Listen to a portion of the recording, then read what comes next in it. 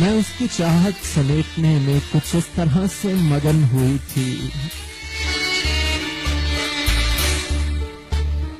सुनो जाना, मैं उसकी चाहत समेटने में कुछ इस तरह से मगन हुई थी कि जैसे चिड़िया अनाज देखे जमीन पे उतरे। कि जैसे चिड़िया अनाज देखे जमीन पे उतरे और उसको चुगने में यूं मगन हो कि जात को भी ढुला के रख दे। और एक शिकारी, हाँ एक शिकारी बहुत खामोशी से उसको पिंजरे में कैद कर ले।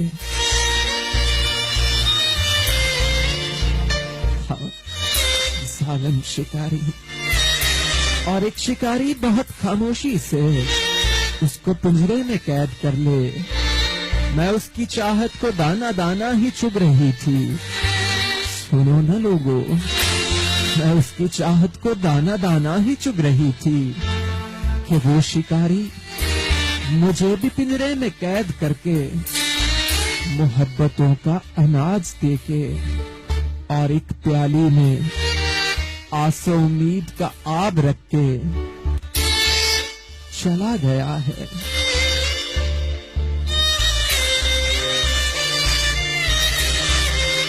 सुनो लोगों, मुझे भी पिंजरे में कैद करके मोहब्बतों का अनाज देके और एक प्याली में आसो उम्मीद का आब रख के चला गया है, चला गया है।